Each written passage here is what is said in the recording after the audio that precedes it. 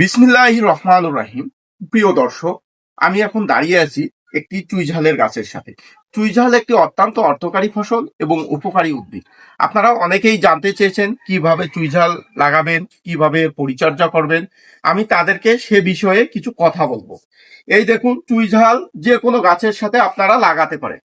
বিশেষ করে আম, জাম, কাঁঠাল এই গাছগুলোতে চুইঝাল ভালো হয়ে থাকে, কিন্তু প্রতিটি গাছে চুইঝাল জন্ম। চুইঝালের পরিচর্যা বলতে তেমন কোনো পরিচর্যা নেই। এর গোড়ায় শুধু জৈব সার, বালু এবং কিছু ইটের গুঁড়া দিতে হয় যাতে পানি শোষণ করে। আর এই চুইঝালের গোড়ায় পানি যদি না জন্মে তাহলে কোনোই সমস্যা নেই। পানি সহ্য করতে পারে না এই চুইঝালের গাছ। এই চুইঝালটি দেখুন, অল্প কিছুদিনের গাছ, এর মাঝেই কত বেড়ে উঠেছে। আর এই চুইঝালের শাখাগুলো কেটে দিতে হয়, যেমন কেটে দেওয়া হয়েছে, উপরের গুলো হয়তো কেটে দেওয়া হবে। আপনারা এই শাখাগুলো থেকে চারা সংগ্রহ করতে পারেন। আর আমিও চারা তৈরি করি এই শাখাগুলো থেকেই। সবাই ভালো থাকবেন, সুস্থ থাকবেন, বাড়ির আশেপাশে দু একটা চুই ঝালের গাছ লাগাবেন।